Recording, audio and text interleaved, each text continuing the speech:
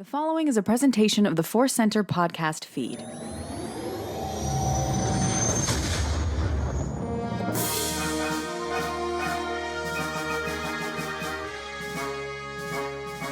From the center of the galaxy, this is the ForceCenter podcast feed, which means, of course, yes, I am still Ken Napzok. And it means that I am Joseph Scrimshaw. I like that the fact that we're doing this podcast validates our identities. You know, sometimes too much and sometimes too little. I podcast, therefore I am, is a great new 21st century philosophical turn of phrase.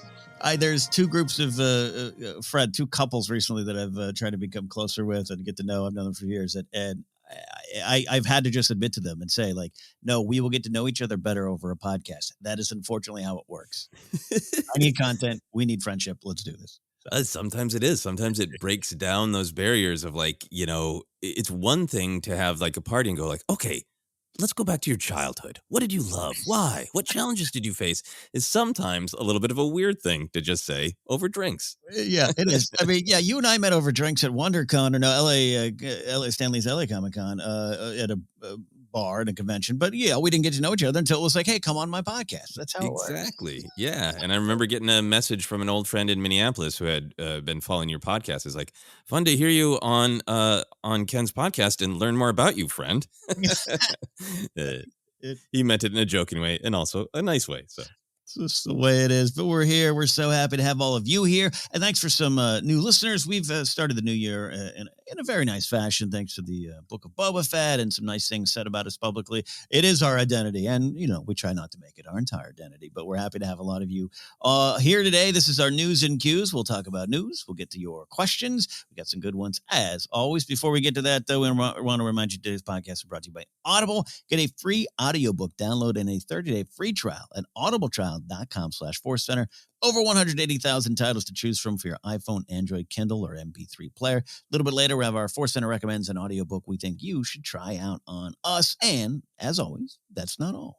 No, there is always more, and today's more comes in the form of Insight Editions. They're a publisher of a ton of great Star Wars books and other pop culture books as well.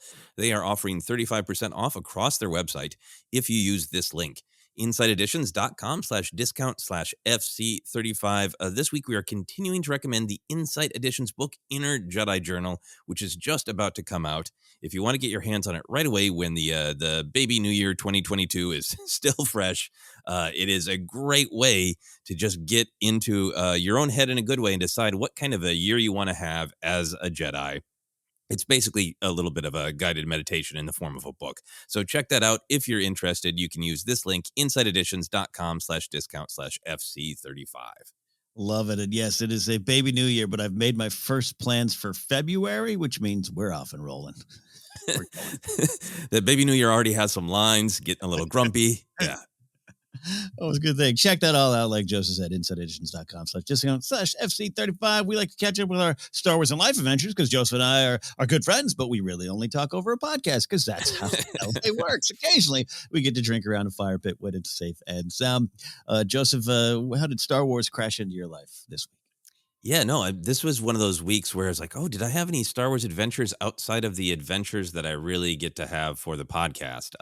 Because, yeah, there's a lot of Book of Boba Fett excitement. I'm reading The Fallen Star, the latest High Republic book.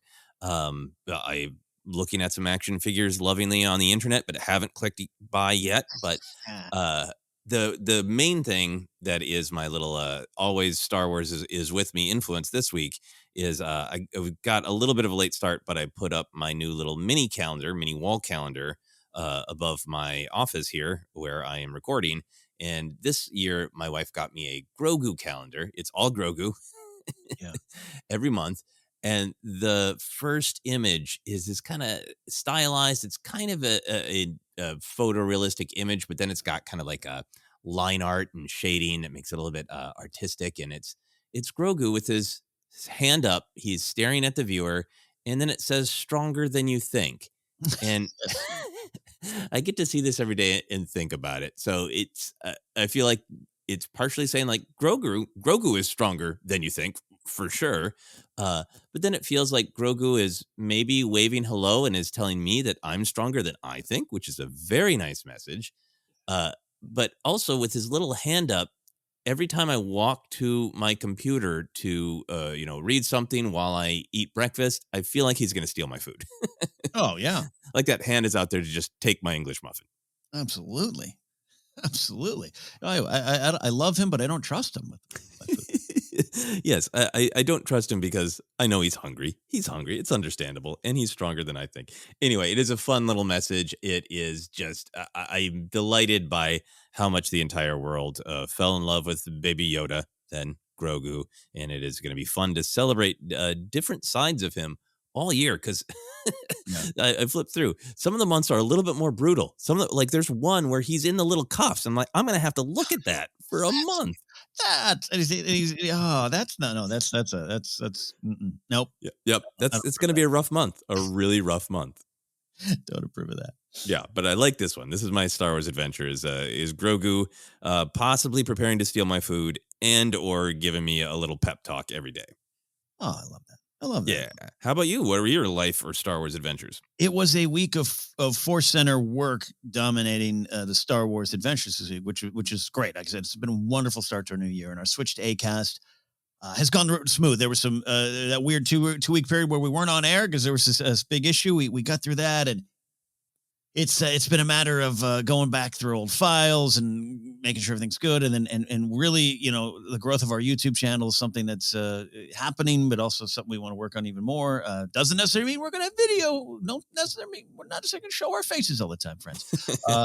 Other projects, other things we want to do. So I've been going back and looking at old thumbnails and fixing some of the thumbnails for like the in memoriams that Kevin Smets had put together and edited off after they would appear on Spotlight Star Wars, and just having fun knowing that like if I need a picture of Ula, I have like hundreds of choices, and celebrating that this franchise is often built on our love of those kind of characters, the ones that just are there for a scene, there in the moment, the background weirdos. Not saying Ola's a weirdo, but the ones that you and I celebrate a lot, and we share with that love with everyone listening. And that was just kind of fun, just going like, oh, I need a screenshot of this. Oh, there it is. I have many choices of Captain Moden Kennedy. That is a really great feeling. I have a file that is much too large of Star Wars photos. And when I take screenshots, like when we're doing Clone Wars Report or Book of Boba Fett or Mandalorian, I take screenshots and go like, ooh, what can we use on social media? And I can't bear to get rid of them. So I have a file. It's a folder that is much too large of just slightly different angles of Obi-Wan Kenobi. Look, I'll tell you, when you get a good screenshot, whether you're taking your phone out and taking a picture of an event, Super Bowl, Oscars, or something like that, or Star Wars, or you do it on your laptop and you do the old Command 4, whatever you do. I figure on the MacBook, it's just my hands do what they need to do. And you get a good one. Like I've got a lot that I don't have as much as you do, it would seem, but like, yeah, you're like, I freeze framed that at the right moment. It's crisp, it's clear, it's in focus, and it's beautiful. And I'm going to hold on to this. Yeah, and I just love how they kind of, you take a moment from a larger narrative and you look at it. There's all those popular social media sites of the no context, different shows, and there's some that I just love, like when we were looking at the Gennady Tartakovsky Clone Wars, of some people arguing in the background and Yoda just having none of it, just staring off into space, and like, I love that image out of context. I've got to, and again, you could do a Google search and probably get a lot of these shots, but I find there's much more joy in getting, oh God, I did it. I freeze framed, or I took the photo with my phone, and I'll do a lot of the freeze frame stuff. There's two that were past. One was the past thumbnail. One, I can't remember if I used it or not, but it's Maul versus Obi-Wan in Rebels season 3, the finale. It's a great shot. You can hang it on the wall, and that was a freeze frame, and I'm still proud of it. Yeah. And then there was one of Return of the Jedi, Luke and Vader's sabers crossing, and it's the shot of like the sabers are in the shot and Palpatine's face is behind it, right? Just like thrilled. Oh, nice. And I got that one. I don't know. I can't remember if I used that one or not, but for a thumbnail, but it's on my desktop. And I'm like I can't get rid of that. It's so silly because it's easily retrievable. And yet, I could do it. Yeah. So there we go. That was all part of it. The other thing I want to say, in a big week for Star Wars with a lot of reveals and a big Book of Boba Fett episode, and hey, it's the week of Black Chrysanthemum. He's just all over. I'm happy with that. I've been a fan of that character for such a long time. and I've said this before, but in a certain group of friends, I'm still the quote Star Wars guy. You, Joseph, are the Star Wars person in your group, and a lot of people listening experience that as well. This was one of those weeks again where a lot of people texting me, and one of my friends, a great producer friend of mine, Owen, is out in New York doing some work, and he was texting me some stuff he had missed with Mando. He's like, why does Boba Fett take the mask off? Mando doesn't. I went through some of that stuff. And then he asked about Black Chrysanthemum, but he goes, hey, who's that Wookiee? And I told him that. And he goes, yeah, at one point, and he's texting me from New York a few hours ahead. It's like 1 a.m. his time. He goes, I'm sure you get tired of these questions. And I'm like, Owen, this is my week, man. This is what I'm here for in your life. I am so desperate to not Star Wars splain or Star Wars share to people who don't want it. When somebody asks, it's like, thank you. Because I'm never going to offer it unless it's wanted. Yeah. It's like he was hired, worked with Boba Fett. He also worked with Afra. So great. For him, gladiator, killer, dangerous, but also nice. Like, yeah, a lot of fun. He's a mean Wookiee. Mean Wookiee who had his day in the sun, and maybe more is coming. So yeah. From those Star Wars adventures, we are going to look at Star Wars news, a couple fun stories to dive into. Sometimes we play catch up on things that were released later in the week, or as we often joke, the day we release our news show, some new news will come out. This past week, we all celebrated the 1-year anniversary of the High Republic, and that celebration, which came with a nice little show on YouTube on the official channel with Christina Ariel hosting all the authors there, came with some big news. Phase 2, The Quest of the Jedi, begins in October 2022. Hey, that's later this year. And the big news that got people talking will be set 150 years before the events of Phase 1. And clues for this era will begin in Justine Ireland's upcoming middle grade reader, Mission to Disaster. Do not skip those YA and middle grade readers if you can't, if you can avoid that. Read them. And then just running through some stuff here. We'll dive in. Joseph, one of the tales will be a Marvel series about Porter Engel by Charles Soule. Yeah. Oh, my gosh. The Blade of Bartada. The cook. The 9-egg soup cooking friend that we all want. Porter Engel. Some new authors and contributors will be joining the team, like George Mann, Zoraida Cordova, Tessa Gratton, and Lydia Kang, all joining the existing roster of kind of writers and creators and contributors. Claudia Gray said Phase 2 is an age of exploration and invention. Ooh, let's put a pin in that one. But let's discuss these Phase 2 revelations. Joseph, what do you think about the quest of the Jedi and going back in time? Oh, I was thrilled by all of this news. Definitely thrilled by the addition of other authors, because I think the core group who did the building are absolutely great. But it is great to see that spirit of expansion and inclusion to bring in more authors. So I'm happy for that. Very interested in what they're going to bring. A couple of them in particular that jumped out to me. Lydia Kang wrote that really great 2-1B story in The Empire Strikes Back from a certain point of view that was really reflective about humanity and loss while fixing Luke's hand. So that was really exciting to me. I have not yet read, even though I own them, any of the Myth and Fables books that George Mann has written on, but I'm so excited by the concept of those that is happening. So excited for all the authors. A couple in particular jumped out to me there. But for the actual, the big in-story news of jumping back, I'm so thrilled by this, Ken, for a couple reasons. Yeah. I'm enjoying Phase 1 so much, but I was really wondering where Phase 2 was going to go, because when they kind of announced we have 3 phases, I was like, oh, well, if this is going to move in a traditional linear 3-act structure, this is really a lot of tragedy and horror for Act 1, Phase 1. Where are we going when we get to the usually more challenging chapter of Phase 2, or the hey, it's the climax and maybe not everybody's going to make it in Phase 3, Act 3. So that was suddenly like this is why it's escalated in the way that it has, Yeah. So it made me feel great about the overall structure that they've obviously known and been planning. This is not a new idea that they had, right?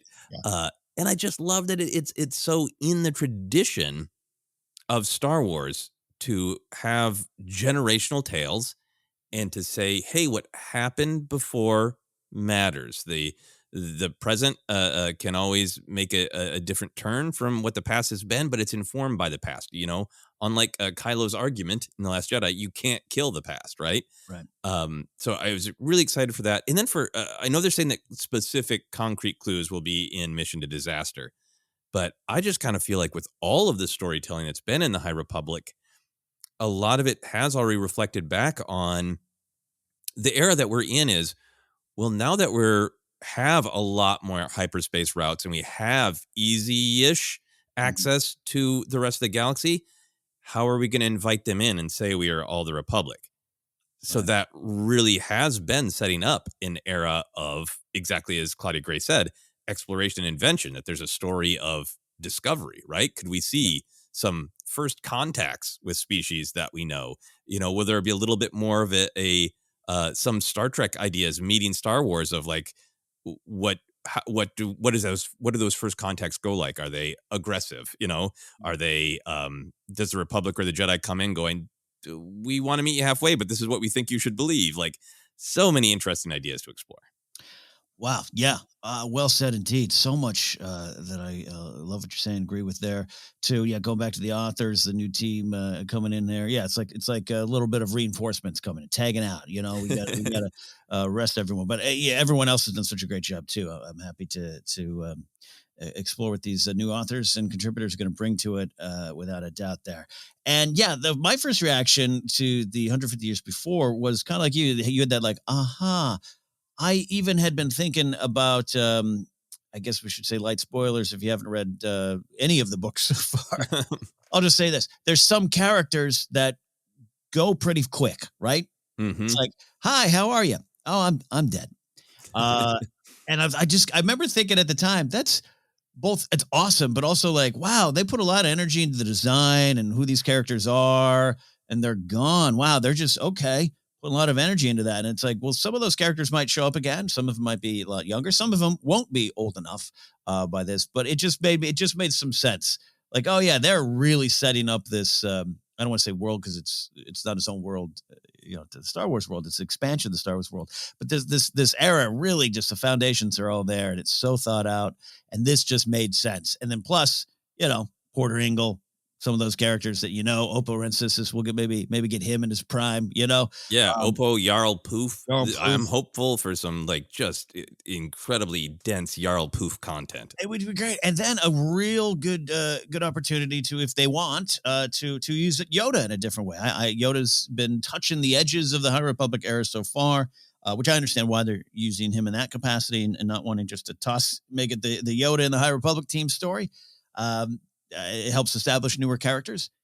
But now we can maybe see a little bit more of Yoda in a different light, not just the teacher and the counselor, but maybe he's out there doing some things that we haven't seen him do before. So I'm excited by that. The exploration and invention really builds on, and I always think of it just in terms of American history, but Star Wars obviously goes way beyond that. But I always am just interested by the High Republic's commentary on 1930s, 40s, 50s, even into the 1960s America, all the good things, the bad things, mistakes, and whatnot. And that was a little bit of a change or a different idea that I was expecting more of, this kind of thing, the exploration, invention, and that is really intriguing to me, again, to see what went right, what went wrong. How could this have done better? How does this inform the Republic in the future? And making those kind of connections. It's really interesting. And I'm totally on board for it, because also, like you said, Joseph, man, it's a bit of a bummer right now in a good way. Like, I love when a story makes you hurt a little bit. I love when it makes you think. And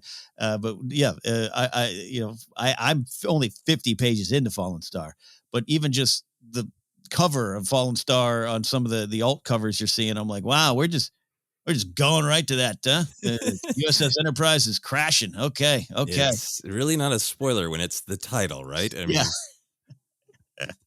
So, anyways, I'm right there with you on it. It makes sense. Clearly, they didn't just think this up on a Tuesday. This was part of the plan. We had heard that talk of the Godfather type of approach and jumping back in time. All makes sense, and I'm excited for it. Yeah, it's all the individual Jedi, all the culture of it, but they've also done such a great job, I think, in the High Republic of really following through on the political, financial, sort of socio-political, Right. structural. How does the galaxy come together? And how do organizations fit into that, not just individuals? That has obviously been important to Lucas from the beginning of his Star Wars outlines, and Yeah. then kind of became his focus for the prequels.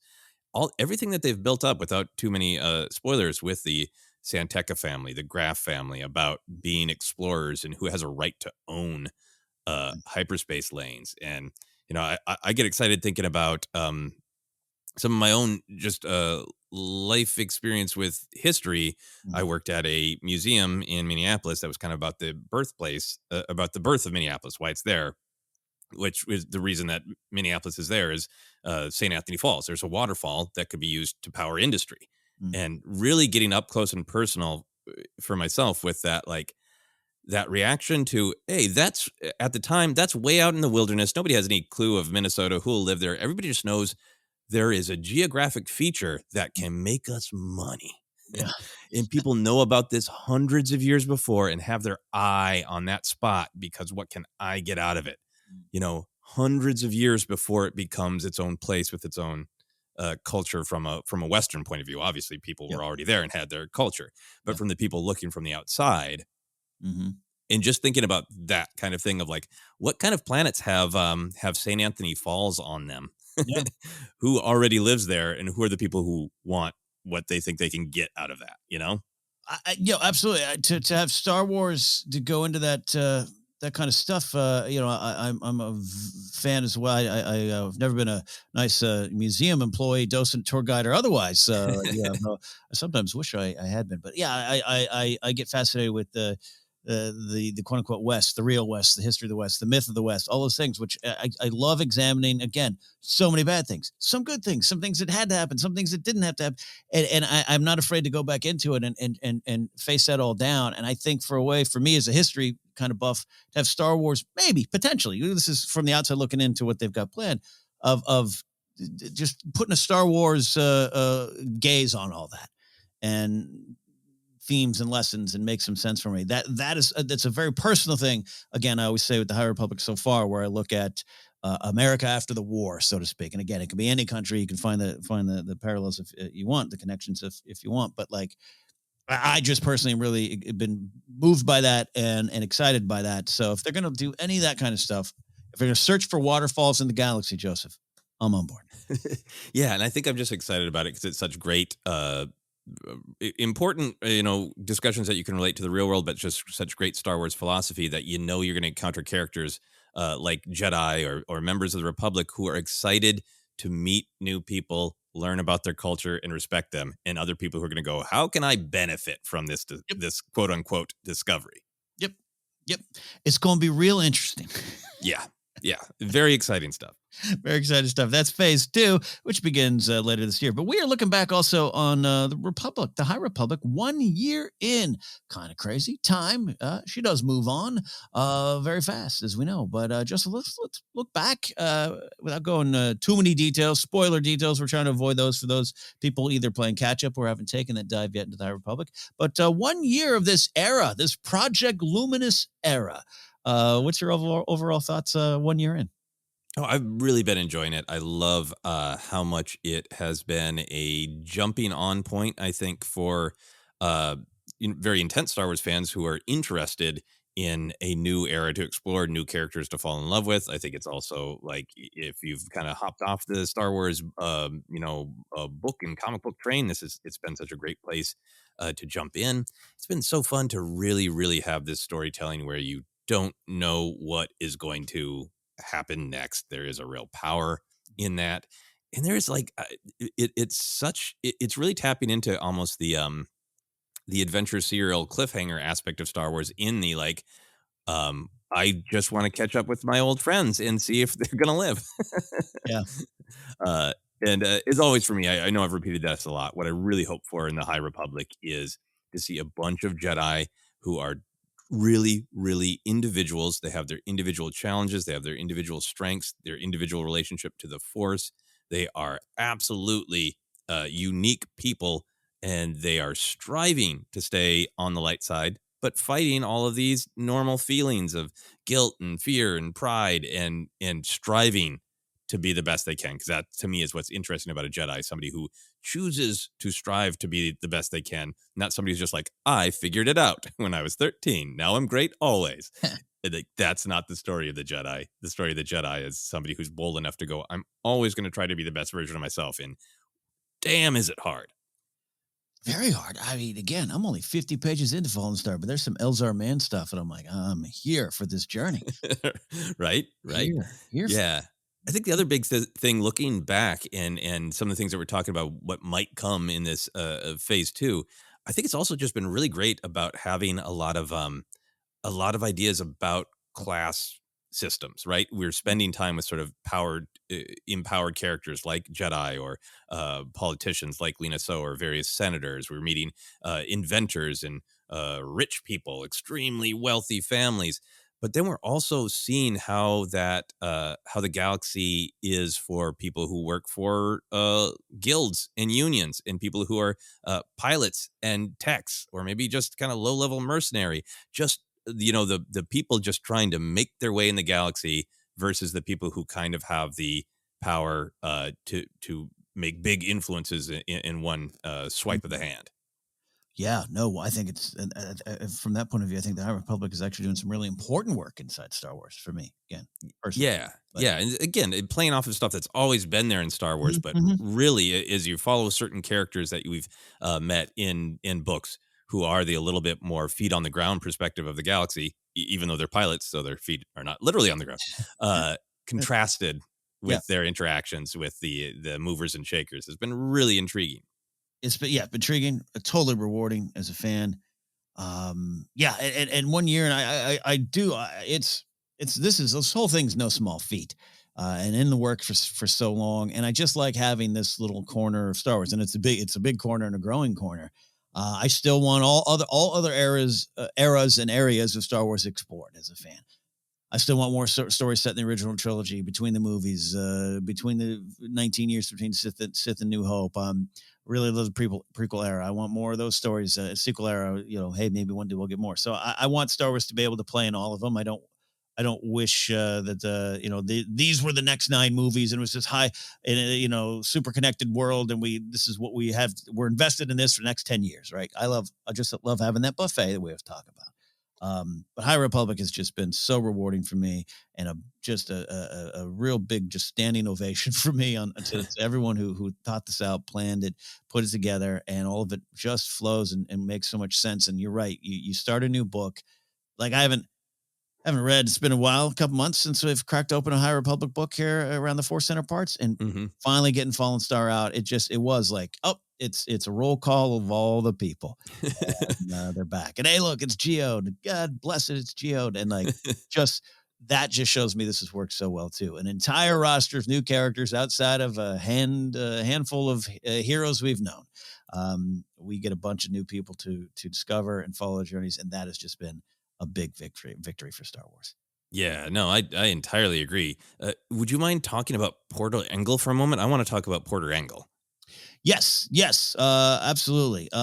We meet him, and he's about 300 years old. Yeah, I can't remember his actual age. But yes, he's been around. He's maybe, when others would maybe retire, he and his big bushy beard and one eye have gone out to the frontier and kind of become, just not just the creator, the humble cook, as he's described as a cook of the 9-egg stew that everyone loves so much, but just kind of still stayed in the game, which I love. And he's just kind of this big gregarious guy for me. And I just have been, it was a surprise. Plus the name Porter Engle. You're like, what is he a cook from 1882? Did I play with him in Red Dead Redemption 2? That's a way to make eggs in the UK, right? You get them Porter Engle style, right? Like, yeah, absolutely. So anyways, that's my beginning on why I just love him. You? Yeah, I think for me, like, I'm so glad that they announced that there's specific Porter Engle content, because we meet him as this older person who is really trying to, like, I have come to appreciate the simple joys of life, of just being with other Jedi and making soup for them and taking care of people. But I got this background where I am known, strong fighter. And it seems like I maybe have some regret of that. And he's got this nickname Blade of Bardata. So it's all this stuff that's like, that would be just fine flavor. If there had never gone back in time, that would have been fine flavor. But the fact that he's named Blade of Bardata and has regret a little bit about how he used to look at combat, right? Yeah. Or what that blade has done, whether or not that's a name to have a great bit of pride on. That really shows how planned all of this is. Yeah. That is not just flavor, it's the entry point to these new stories. And I've always been so intrigued by Blade of Bardata, because that could have been Bardata, I'm hoping, is going to come into play, right? Because Bardata could have just been like hey, go down the list and see what sort of previous Star Wars stories are mentioned. And that could have been a cool, hey, we notice it, right? But Bardata is the planet of these characters we only meet briefly in the Clone Wars. The Dagoyan Order, also referred to as the Dagoyan Masters, an order of Force users that focus knowledge and harmony of the universe, says Wikipedia. So I'm really excited now that could not just be a name or like a reference check, but actually tell us some storytelling that's going to happen, that maybe we're going to see Porter Engel spending time with people who approach the Force entirely differently. Yeah. Yeah. And how that fuels him. And I love your saying of this possible regret of things that have happened, but staying with the Order, staying true to the Force, the ways of the Force, the way of the Order, and more true to himself. That's going to be fascinating. And again, speaks of how not just planned. That word obviously gets thrown out a lot, but just how thoughtful the High Republic is. Yeah, I think that's what it is. Yeah, being thoughtful. Because yes, I am not a person who is. If it was planned, it was good. Yes. And if there was some improvisation or changes while creating the story, it is bad. I think both are needed. Structure and improvisation, I think, are great for artistic pursuits. But I think that's the feeling that I have is the maybe the tip of the iceberg thing of like, if Bardata was just an ambiguous part of his backstory, that's cool. But knowing that there's that depth there, that almost any little word could explode out into a new story, and one you're really excited about, is what's so nice to me. Yeah, and more than just a passing reference. There's some fun ones. Read any Charles Soule comic the last 3-4 years. There's probably some reference that we're now picking up on. Yes, and sometimes it could lead to something big, like you said. Sometimes it's just fun little seasoning. So there we go. A year into the High Republic, a lot of stuff just been coming out. It's been made 2021 very fun as a Star Wars fan, and they're really just beginning, which is kind of amazing. So very exciting. There we go.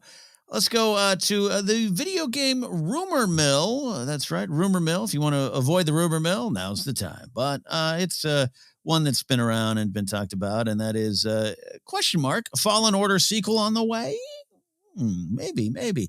So while this past Friday we saw a renewed focus on the hashtag Blackout Star Wars Eclipse movement, something we support here at ForceCenter, and maybe waiting for news on that or anything's going to happen. I'm not surprised by any silence at this point. If there's hundreds and pages of contracts unwind, we'll get there, hopefully. But I do believe the hashtag has just taken the issue and moved it on up the social ladder there on social media, and I think it's worked. But hey, another Star Wars video game might be ready to step into the light. Bespin Bulletin is reporting that Star Wars Celebration Anaheim just might be the spot for the announcement and reveal of the game.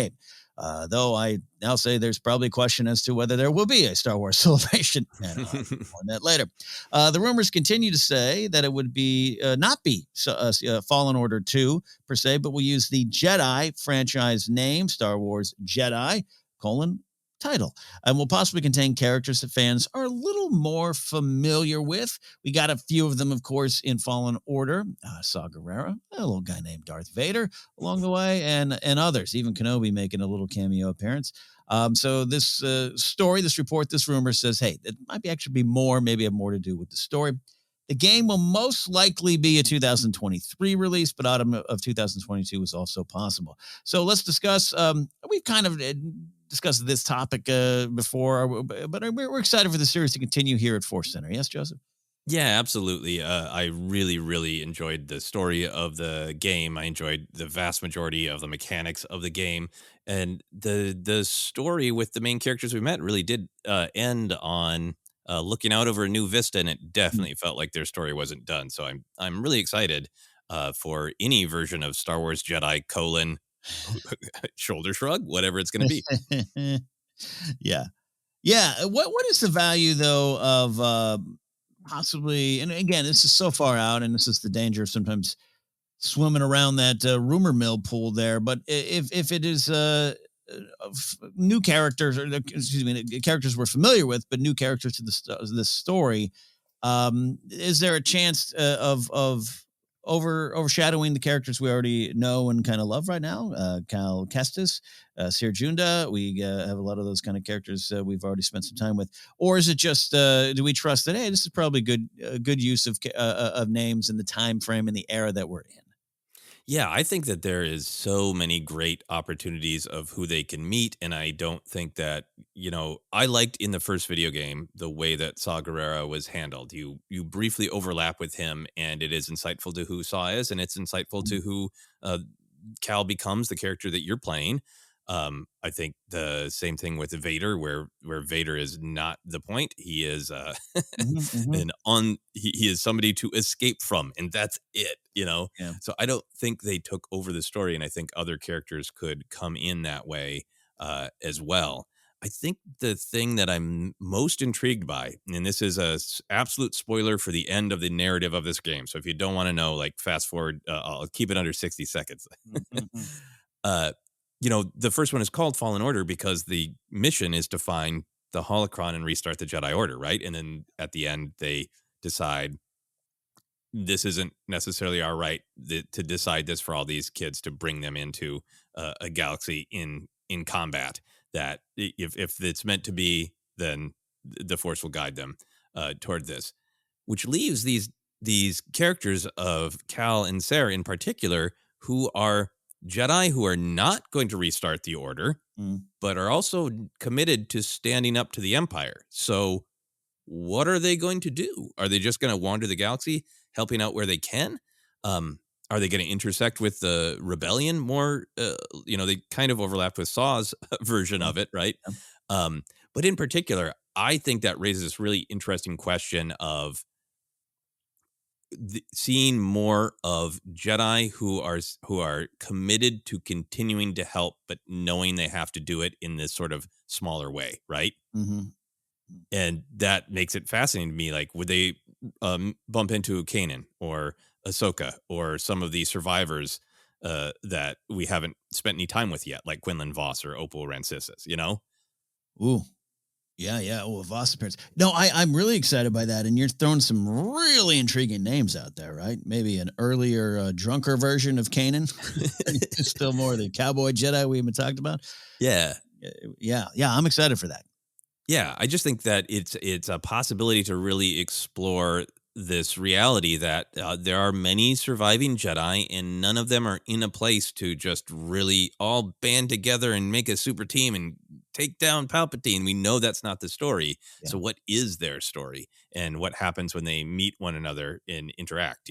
Yeah, no, I really love what you're saying, because it's like, I think maybe even not a few years ago, and we've done episodes about, hey, we kind of grew up thinking Luke was the only one, and hey, that's not necessarily true. There's other Jedi out there beyond just the old man in the desert Ben that he went to go seek out, and Yoda. So we know that's the case. And when a character like Cal Kestis shows up, and you're like, yeah, it's another Force using soul with a lightsaber in the galaxy when we're told they're not to, you can get hung up on that, or maybe get a little grumpy, or get your arms kind of folded and go, all right, all right. And I think I've moved from that person going, well, all right, to, okay, how does that fit in? Why would they then not appear? What happens to them? Is it death? Is it, do they fall?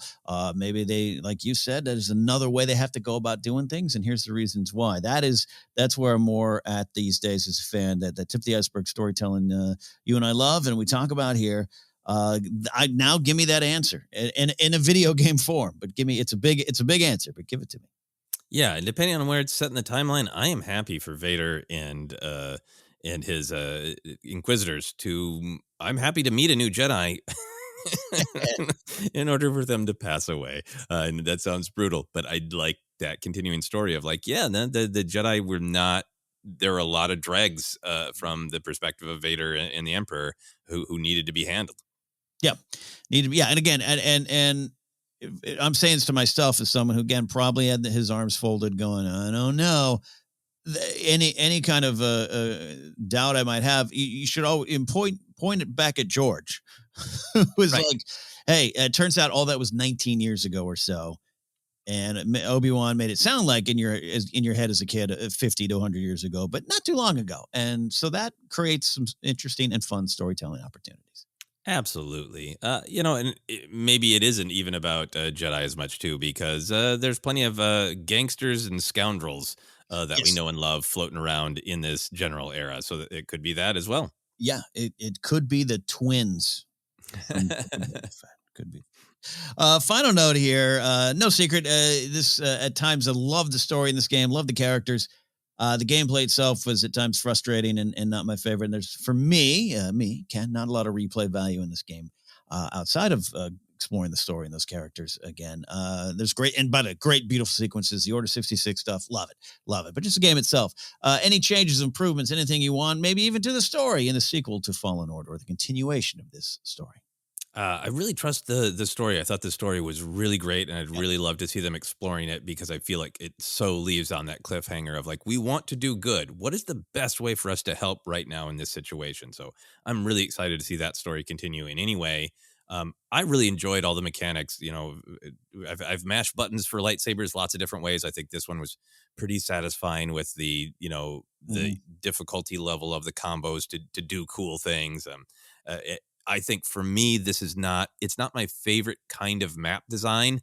I like maps that are big, but you can kind of wander around and it's easy to go back to the area we're in. It's a total taste subjective thing. And this has that kind of maps of like, hey, how to get from that place? I think I rode a beast. I don't know how to hit, or, it's not an elevator. You can't go back and ride that beast again. Like, so I did a little bit of work going like, I'm going to find I don't even remember what the various tokens were. I think I'm going to find all of the different, lightsaber tokens or whatever. Yeah. And it's like, oh man, it's not fun for me to revisit the maps. They don't bother me when I'm in the actual story Yep. and it's the story moving me along.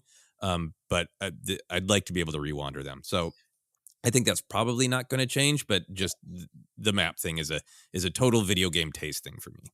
That's so funny. You are describing in a better way. I can my current frustration, which is I do occasionally. It's a beautiful game, and I want to go back and kind of explore. And look, I play Red Dead Redemption still. I'm on the online, and if you just want to ride your horse in the rain for an hour, you can. And it's a different kind of experience. And I'm not comparing the two. It's not fair to Fallen Order. But yeah, I am currently stuck on Ilum, which is, by the way, amazing and beautiful. And I want to I just have that instinct to like, I want to go back and just explore. I've done the story. I want to play. I just want to go around, and I'm stuck. I can't get out of it. Right. I mean, maybe more proficient players are like, oh, yes, of course, you lead from here and you do this. But yeah, I remember I wandered around Ilum a lot. And it's like, how do I get I want to be at peace in Ilum, and I'm really annoyed. Yeah, really yeah. angry. But I love all the lightsaber, the ability to, make your own and the colors and it's all that stuff is so great. We've talked a lot about the cutting down lots of animals. Yeah. and lots of Night Brothers. We heard from one listener who said that they found a way to get through the game without actually fighting the animals unless they're boss animals, and thought that was a good exercise in choosing a different path. So I applaud that. But there's this great term, Ken, that I've seen people using more and more for, I think, what we experienced in Fallen Order, which is ludonarrative dissonance. The definition of this is the conflict between a video game's narrative told through the story and the narrative told through the gameplay. And I think that's something that we have friends who've commented on it. We've commented on it and seen it online as well. That like, yeah, a lot of animals attack and it's the easiest way to get past them is to slash them down. Or, the Night Brothers in the story are presented as they've been through all sorts of trauma and like, yeah, they are attacking you, but the game doesn't offer you knock them out. you slash down the Knight brothers, and Yeah. you don't want to, right? Yeah. And in the philosophy that Cal and Sarah are really approaching and coming to is not like, yeah, I went to Dathomir and I killed 300 Knight brothers just to get from point A to point B. For me, was ludonarrative dissonance. It happens in lots of video games, so it's not a huge criticism. But I think because there's been discussion of that, I wonder if there'll be more combat scenes that are like violent imperial troopers who are giving you no choice. Right. If there might be options more for wounding blows or avoiding combat to address this a little bit. Ludonarrative dissonance. Mm-hmm. They opened for Black Flag in 81. I remember. Great thing. Exactly. I know that actually makes total sense. Joking, of course, but yeah, and it's not to say that the game again did have some really fun moments, but like Battlefront 2, the story mode, which was short, maybe too short, was made shorter, even though the writers wanted it to be longer. I just felt that one was such a smooth experience, and that what you're saying makes a ton of sense. I didn't feel at conflict at all in that game. Quite the opposite, and it remains one of my favorite, even replayable experiences. Because the story actually is a little shorter, it's almost to the benefit of Battlefront 2 story mode, where you can just go, yeah, you know what, I want to watch that movie again. It just so happens I'm playing in the movie. Been fun, but yeah. So just if that can work, and again, this is personal taste, and I am not I game a lot, but I'm not an expert gamer. It's two different things, two different categories. Falling off ledges and all that stuff, that's my problem. But that it did hamper my overall joy of Fallen Order. Absolutely. More rails. That's what we're saying. More rails. No, I totally with you. These are absolutely subjective opinions. This is not a huge criticism of the game. I really love that game. I think, terms like ludonarrative dissonance are becoming more common because people love video games so much, and they're worthy of this kind of attention of Yep. what experience do you want to have, and do you want to feel any tension between the philosophy you feel like you're playing in the story versus the actions you're being asked to take in the story. Yeah, absolutely. Not to end on a total downer note. I just a lot of great characters. Big fan of Night Sister Marin, Cal. Marin is amazing. I just this morning I rewatched one of the clips with Cal coming to peace with Marin. It's so great. Yeah, and trauma, processing trauma, all those kind of big things and big themes in the story. We do love that. So definitely looking forward to more Fallen Order, or at least this era, these characters and new ones and old ones coming into the story. That is a look at Star Wars news. Always a lot out there, but these are what we're covering, stories we're covering today. Before we take a break, we always like to give you a recommendation on an audiobook we think you should try out on us. Joseph, what do we have today? We are recommending The Fallen Star by Claudia Gray. Both Ken and I are reading this book, but if you want to give it a listen and get caught up before we do our big discussion, you can do that with the old audiobook offer here. Yeah, download your free audiobook today by going to audibletrial.com/ForceCenter. Again, that's audibletrial.com/ForceCenter for your free audiobook. All right, quick break. When we come back, your questions here on ForceCenter.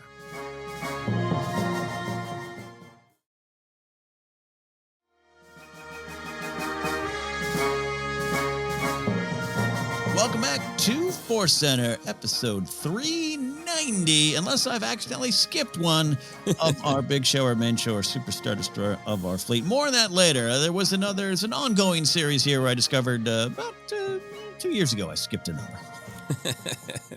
It's natural. It happens. It happens. But we are going to take a look at your questions. Joseph, what do we have here today? Yeah, we have 2 questions from social media and 2 from our patrons on Patreon. As always, we're going to go first to Twitter. We got a question from Oscar Film Forecast. I assume that this is the name of a podcast, but Film Forecast is an absolute great collection of names. So here is what Oscar Film Forecast has to say. As we end the year of 2021, what were some of your favorite Star Wars related moments or memories in real life or in the galaxy far, far away? I should also say sometimes it takes us a while to collect all of the questions. So obviously the year 2021 has ended, but that doesn't mean we can't look back fondly on the good memories. So for you, Ken, what came to mind as great memories specifically in 2021? For me, it was...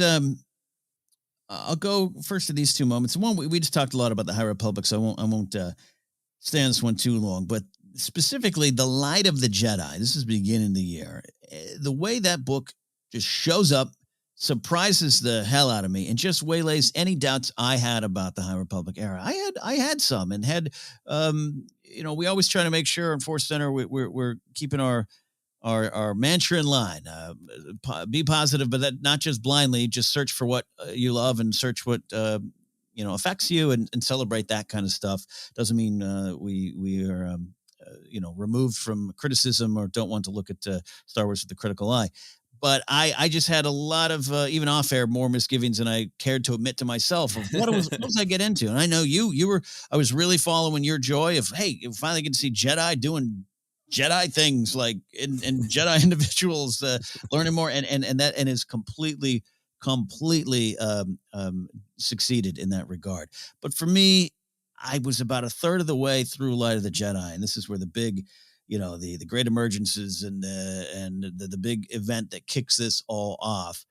And it was pulse pounding, and it was it read like a movie treatment, and I just thought like, this is it just really surprised me at just how much I just was being pulled in by this story. And yes, that was a big long sequence that was many like 100 pages or so of this big action sequence. The rest of the stories aren't always going to be like that, but they did such a good job of showing different Jedi and how they view the Force, different characters, this new world, Chancellor So, what was going on, and all those kind of big themes. I've talked about that before, but it just felt so good for me personally to be like, I wasn't sure I was going to like this. We are always going to approach it with an open mind here at Force Center, and it's also such a big thing. Of course, we're going to review it and take a look at it. And some things in Star Wars don't work for me at times. I'm less excited to read the comics. The modern Thrawn stuff isn't my favorite. There's things out there that I don't get excited for as much as I'd like to. Even Light of the Jedi, High Republic era, that just gone. I'm so excited for it. Was excited for it, and that was just really pleasantly surprising to start off the year. Yeah, no, I'm right there with you. Light of the Jedi is way up there. I think I enjoyed it so much because it was what I hoped for in terms of seeing Jedi individuals, Jedi philosophy. Really, how are they living up to this idea of this is a grand, wonderful time for both the Jedi and the Republic, and to see that it had all that philosophy and heart behind it. The idea of we are all the Republic, we are all stronger together. It's such a clear, resonant, hopeful, big picture. So I was thrilled by that. I was really hoping that the story of the Nile would end up being a lot of what it has been. It is about the physical attack, certainly, but it's so much more about the philosophy of how can the Nile attack these values of stronger together, go toward the light, don't get into fear, cynicism, doubt, and the Nile's poking at those things. But the huge revelation and why Light of the Jedi, I think for me, is still like such a happy memory is I've gone back and forth over the years about wanting Star Wars books to tell to tell the story in a different kind of way because they're books and they can, but also to stay a little bit tied into the fact that Star Wars is usually on screen a fast-paced, thrilling, adventure serial, action adventure with big, strange, weird things happening at kind of a fast pace. And the fact that all three of the kind of anchor adult novels, Light of the Jedi, Rise of Storm, Fallen Star, have all had that pacey feeling of there is depth, there is realism, but it's also like, put your seatbelt on, reader, because here we go. The chapters are shorter. Things are happening. It's got this sense of absolute momentum that feels like watching one of the Skywalker Saga movies. And I didn't know if that's what High Republic was going to be. And when Light of the Jedi just kicks off, it's like, I hope you are strapped in because here we go. Yeah. That was such a fun discovery. That's a great point, too, because the Alphabet Squadron stuff ended up being for me a really good series. It's real deep, and but Alexander Freed does some wonderfully long chapters as the story needs those, and it's a different kind of feel. And I don't need I don't need everything to be light and chipper and fast and funny in Star Wars, but it does help me.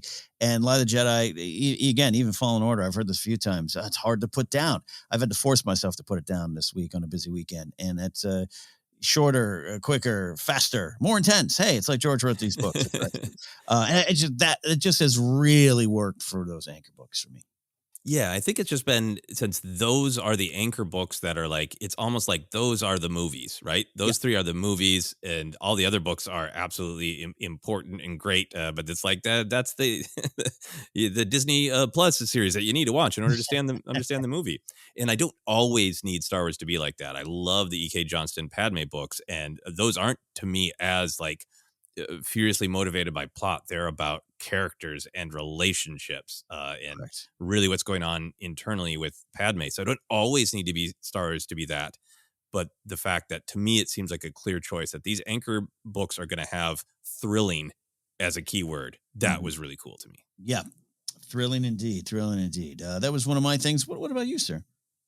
I just flashing back on Bad Batch and just really trying to say like, well, what episode do I have this instinct to rewatch? And I think I just really love that Cad Bane episode. Yeah.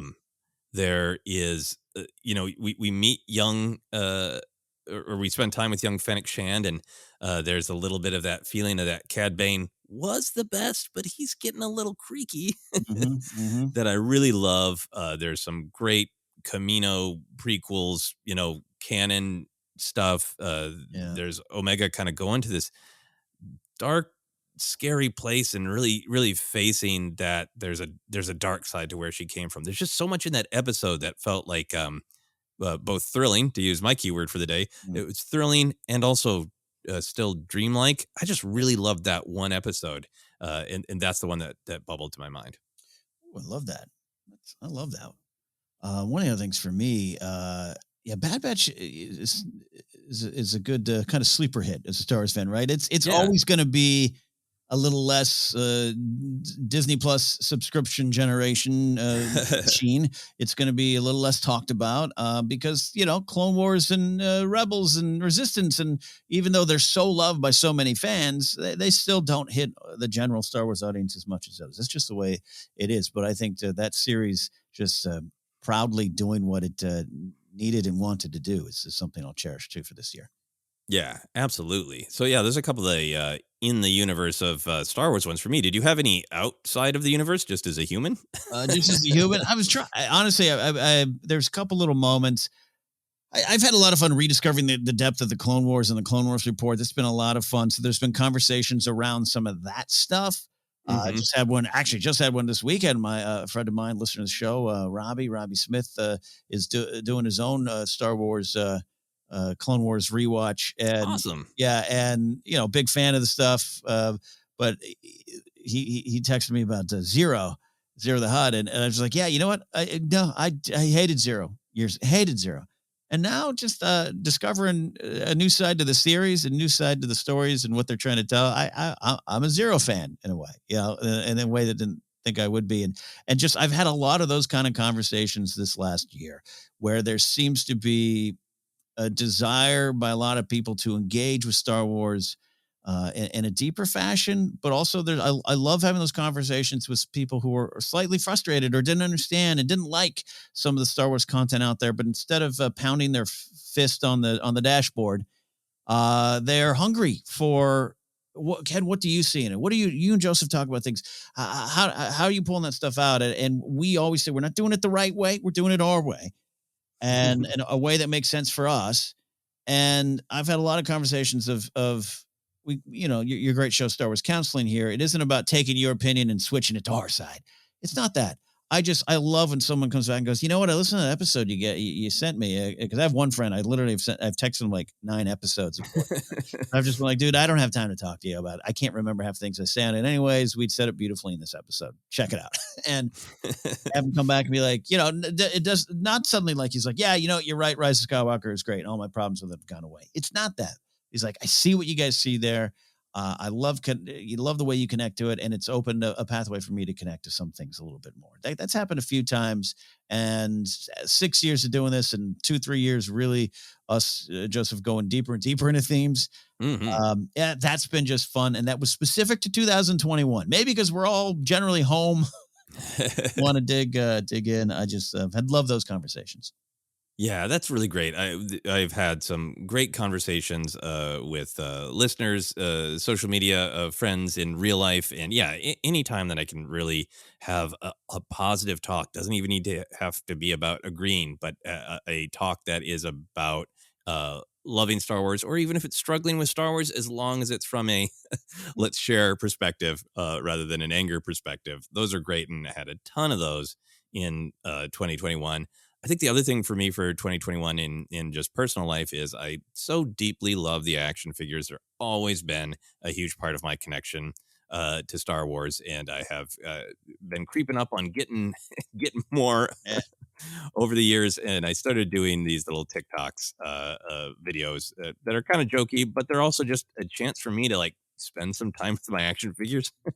Yeah. It's a show and tell of action figures, and it's been nice through that to connect to different fans who are hardcore into the action figures and love seeing weird ones or favorite ones, or sharing where they found theirs or what new one is coming out. It's been really great to connect with people about the action figure side of Star Wars. I love that. I love that. Yeah, Yeah. Yeah. One final one, if I may say, I'll make the story quick. please. I've talked about it in previous episodes anyways. This was the year I made the big switch from the Imperial insignia baseball cap to the Rebel. Right. Talked about some of the reasons. I got one dirty look at a coffee shop where it's like, this Imperial insignia hat means something different now.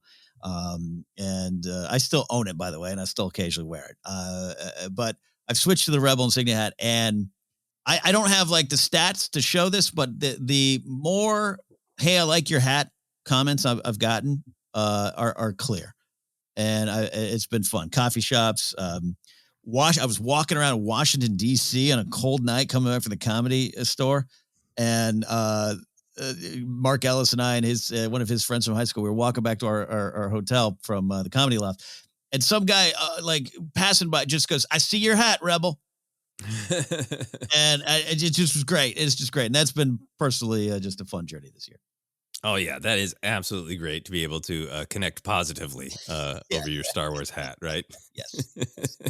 I also love that shouting loudly about this organization that's trying to maybe keep things a little bit quiet. It was great. That's great. All right, wonderful question, Oscar Film Forecast. Thank you. We're going to move on to our next question from Twitter from Braden Ledbetter. Braden says, if you could have any Star Wars creature as a pet, what would it be? And then there is a Porg gif. So everyone, please picture your own favorite Porg gif. Ken, where do you go with this? What kind of Star Wars creature would you want as a pet? Yeah, I'm going right to some simple answers here. Look, massives are rising. Their stock is rising. I know, right? And, I mean, they're so good in Book of Boba Fett. They just look like, my wife is allergic to fur, so we can't have pets. But even she was like, those massives are very cute. I think that could work too, right? And a little less fur on those massives. Yeah. Yeah. So they're rising. They're invest in massives today. But I'm going straight to this one. This was completely inspired by Tora Doza and her pet Buggles. I'm going to a Vorpak, and I'm going to name them Puff Sticks. Ooh, yeah. No, I like that a lot. The Vorpak might be one of the best domesticated pets we've seen in Star Wars, right? Yes. Yeah. Yeah. So sorry, I had to cut my mic off because there's some loud machinery coming in my backyard right now. Yeah. And the name Puff Sticks, you look, it's just a big puff of fluff on 4 sticks. Come on, I can't name it anything else but Puff Sticks. So yeah, and there's been some great, the Star Wars Resistance deserves a second look for a lot of different reasons. We really love that show here, but that one just plain, we love Star Wars cuteness, and that was Buggles is just the best. Yeah, the Vorpak was on my list as well because we saw that they did have an accident during Resistance. Yes. And it was a fascinating color. So I feel like, I was trying to potty train the Vorpak. At least it would be, a little bit different. It'd be intriguing and colorful. The other one that I would consider is a Tuca cat. Mm-hmm.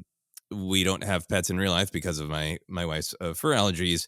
But she did at one time when I was in the action figure aisle at Target, she was like, I think we need this Tuca cat. So we got this Tuca cat sitting with some other stuffed animal friends. And my wife was cleaning actually this weekend, and I was turned the other way, and I was like, what is purring? We don't have pets. What is going on? And she had picked up the Tuca and forgot that it made noises. Oh, that's great. It was squeezing the Tuca for the purrs. So that was nice. It was like we had a Star Wars pet for just a minute. I don't know if this counts as pet, but my final one, Ken, is this is not something I mean sincerely. This is a dark wish fulfillment. I would like a blurg for traffic in Los Angeles to just smash through. With some Mando music playing in the background. Yeah, like I want to go to one of the easier to access targets in the valley. I live in the Los Angeles basin. Like, I'm just gonna ride this blurg over the hills. Love that. Love. Any other pet thoughts for you? No, I'm such an animal lover, and who isn't? Unless you got to, Sarah can't have him around. What's a great substitute? Toys. This is great. So I love that. That's why I have a puffer pig. I've grown to love puffer pigs after hating them for years and making jokes about it. Come on, I can't dislike a puffer pig. So I'll put that on the list as well. Yeah. All right. Puffer pigs for all. That sounds great. We're going to move on to our questions from our patrons on Patreon. First one comes from Yoni Wopana. The question and statement is this: one fun thing about Star Wars is that things in views change over time. So I am asking a question which I asked a couple of years ago now again. Can you retire from the Empire? Last time it was agreed that Palpatine made some independent cost cutting from safety rails for a reason. But how about now? We actually have a retiree of a sort, Queel from The Mandalorian. Greetings from wintry Finland. I have heard my poster is arriving by Tauntaun. And I believe that poster has been far and away sent, right, Ken? Yeah.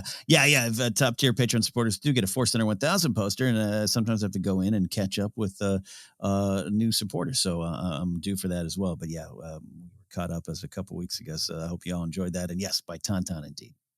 Excellent. So, yeah, I remember discussing this about us both feeling like Palpatine would not be setting aside retirement funds and helping people to enjoy their golden years. That just didn't seem to us like something the Empire would invest in. But it is being pointed out here, Queel does have some talk about being an indentured servant and working his way out of the Empire. I wrote down that specific dialogue here to refresh us.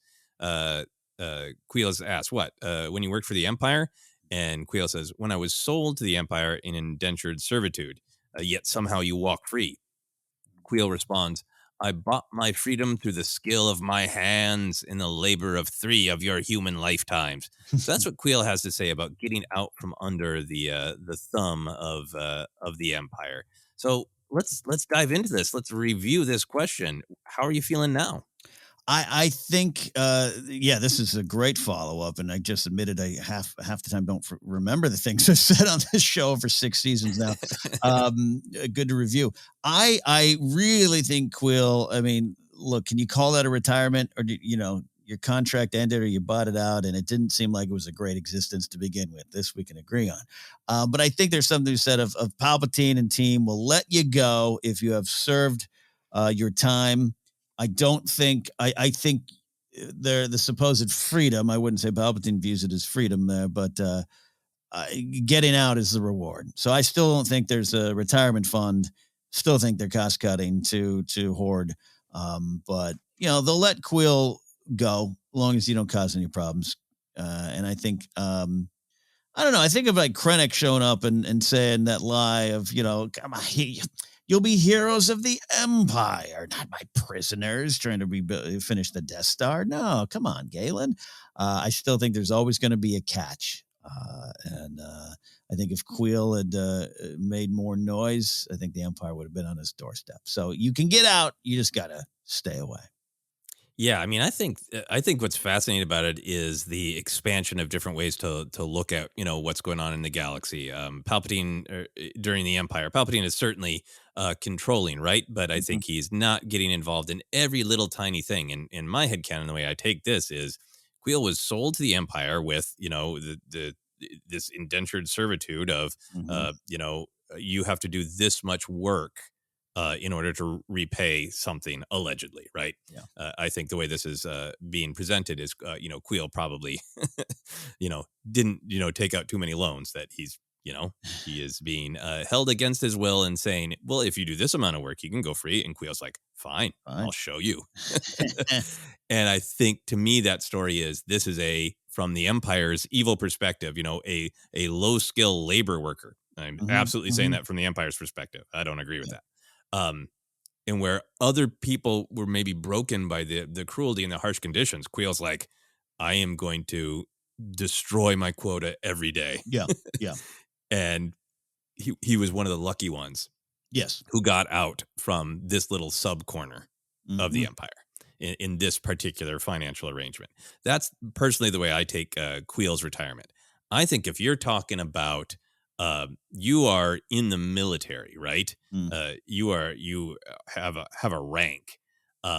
I think you can retire if you are wealthy and from the right planet or community. If you've got your kid coming into the Empire, Yeah. like I think if Yularen hadn't died, Yularen would have been sure. He's a big public face. We can promote him as a hero, maybe.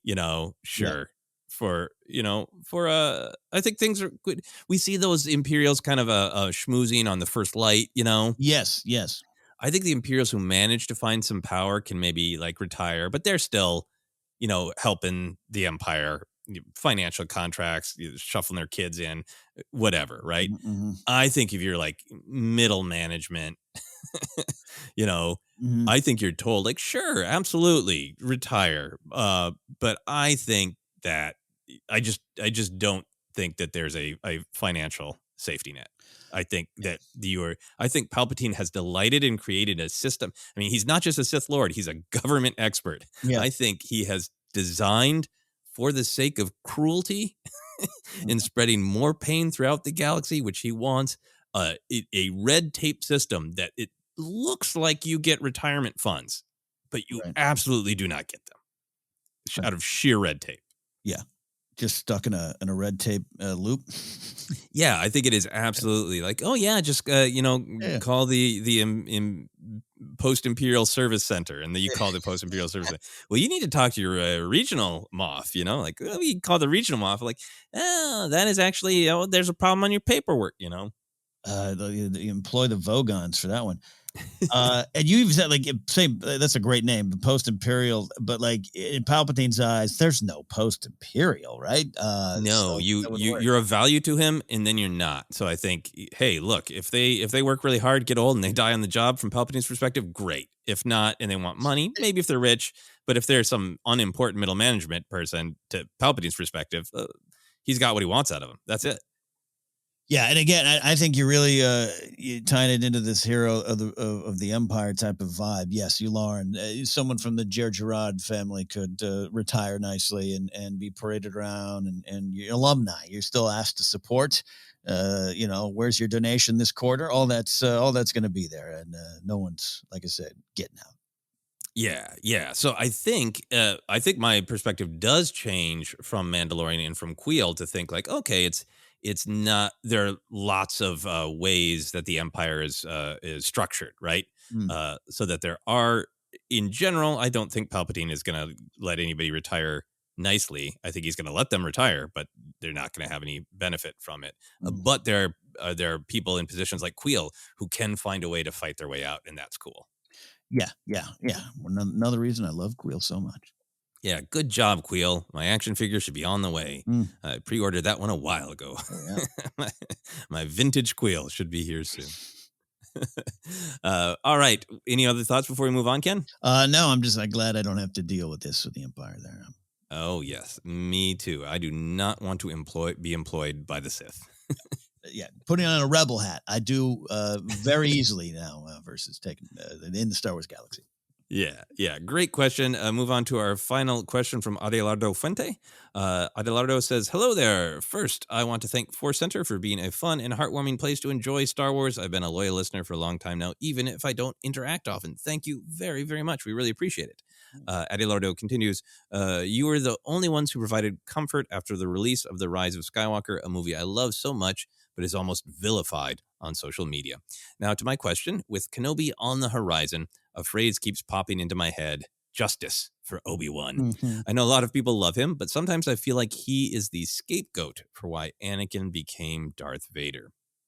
We can only speculate, responsible or not, but do we really think that Qui-Gon would have been able to make a difference? When watching the Clone Wars, Anakin is viewed as a great Jedi Knight. Obi-Wan must have done something right. And let's not forget Padme. Is she also to be blamed for Anakin's fall, or is it only Kenobi's fault?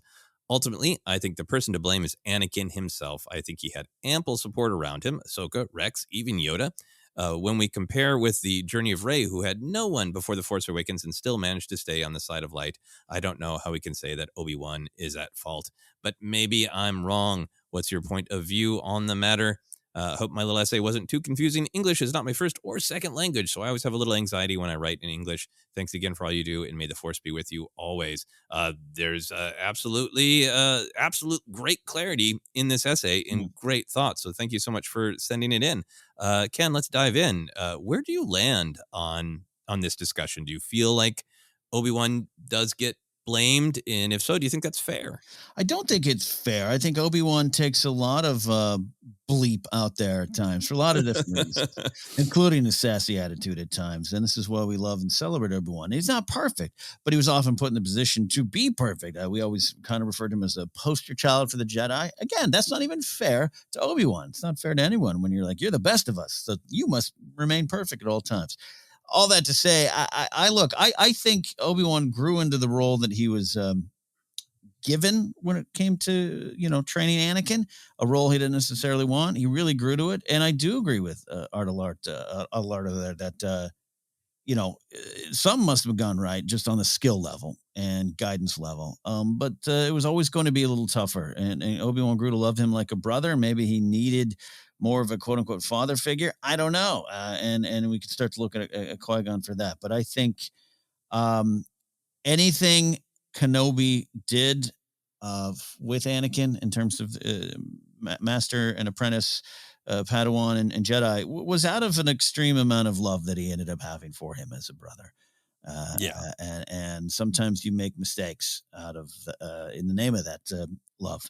And I think that could be part of what we're going to see Obi-Wan dealing with and why he can't necessarily leave it behind.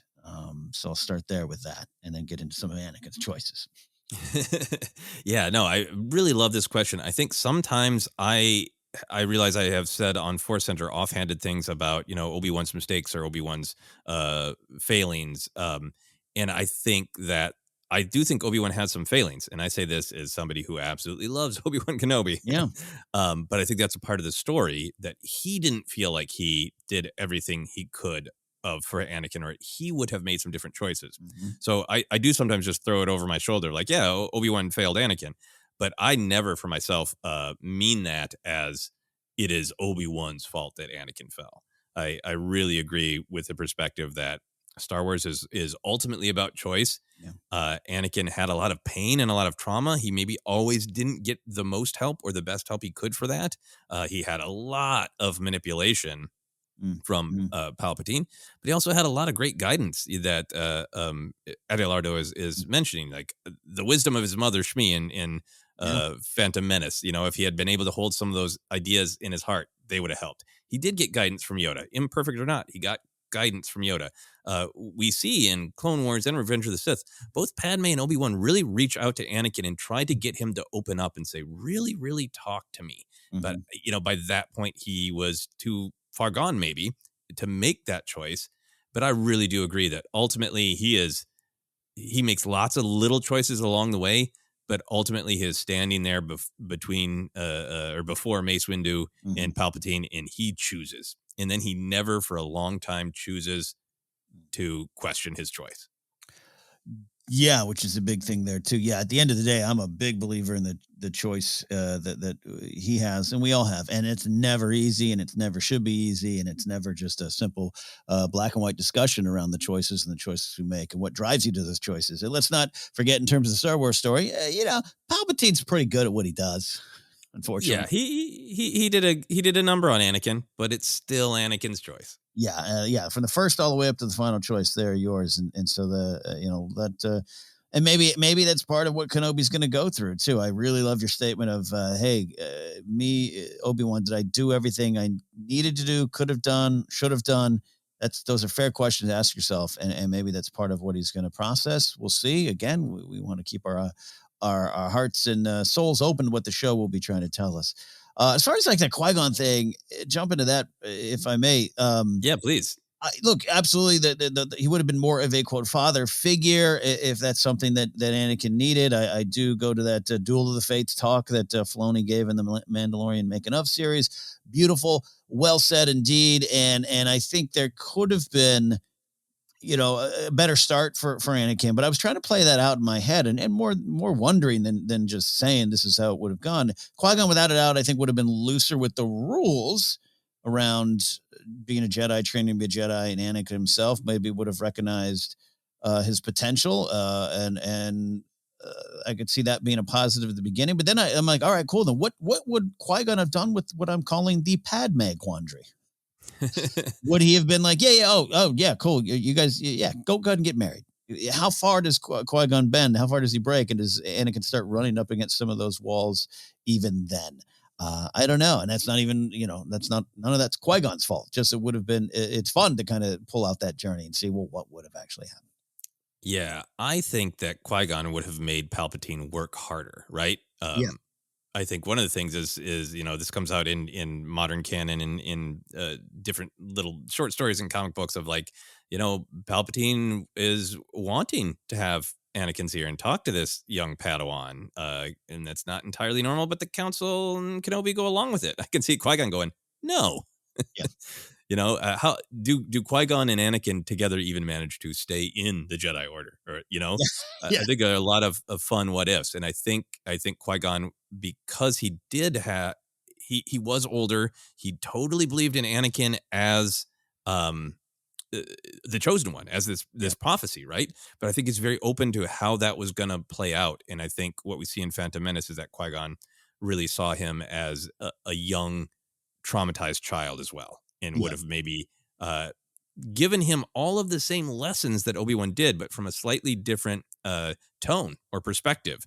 And I don't think that would have magically saved Anakin. No, because Anakin's still traumatized. The choices are still his choices, but I think it would have made Palpatine have to work harder to twist him away.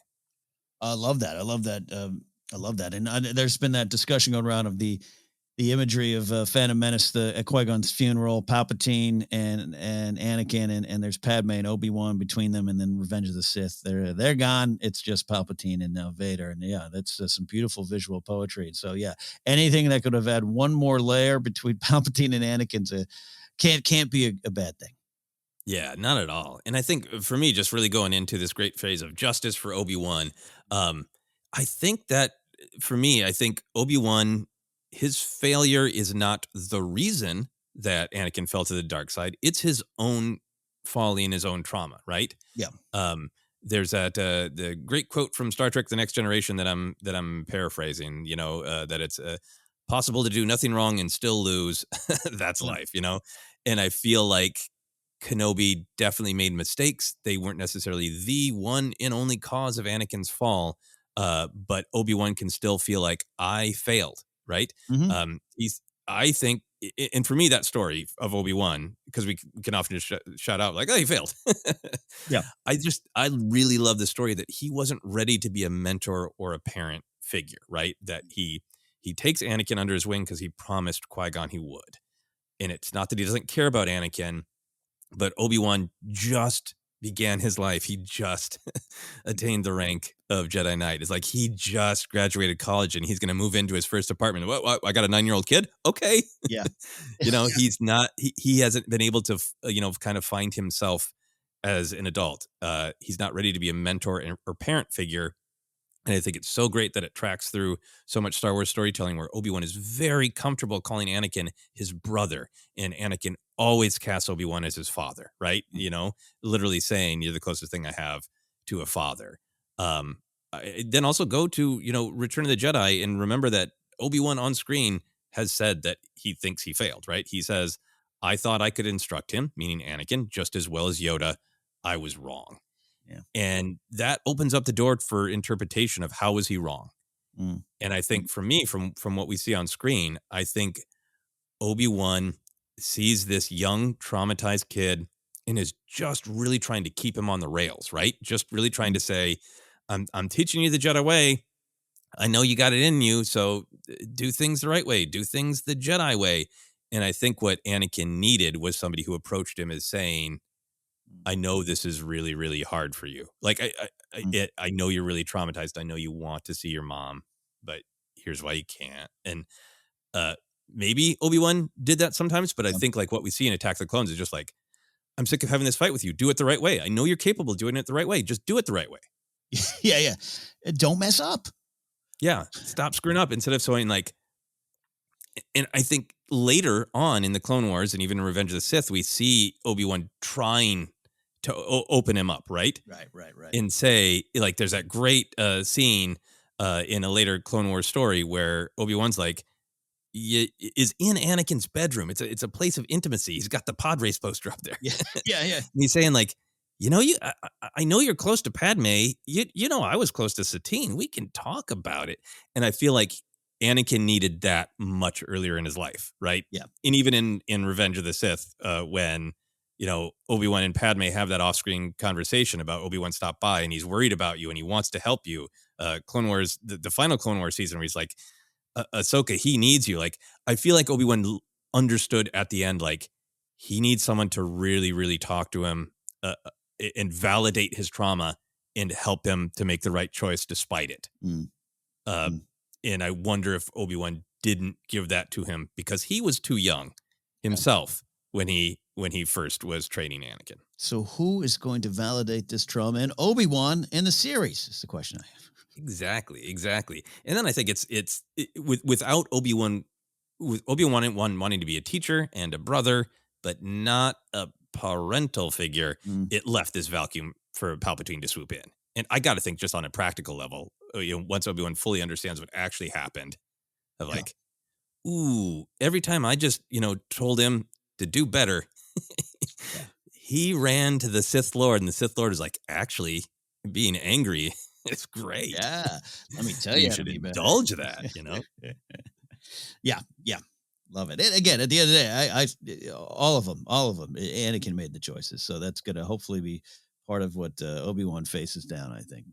Hopefully. Yeah, I think so. What he comes to peace with on some level. Yeah. In the Kenobi show. Yeah. So I'll end my thoughts with the positives. I love the character of Obi-Wan Kenobi because I think he's flawed, and I think he maybe makes some mistakes in Anakin's training as he believes he does. But I also do think he did give him great things. You know, as we hear Anakin say in Attack of the Clones, is like he's happy to have Kenobi as his mentor. I think Kenobi gave him a great example of somebody to look up to. I think Obi-Wan did truly love Anakin. I think he truly believed in him. I love that moment in Revenge of the Sith where he says he's never let me down, you know? And at the end there, when Anakin was really faltering, Obi-Wan really did try to reach him and engage him in emotional conversations. So I think Obi-Wan did a lot of great things for Anakin as well. I absolutely agree with that. Justice for Obi-Wan. There you go. Justice for Obi-Wan. Those are 4 great questions. Thank you for everyone sending them in. That's it, Ken. Love it. Oh my gosh, we did it. We finished another episode here on ForceCenter.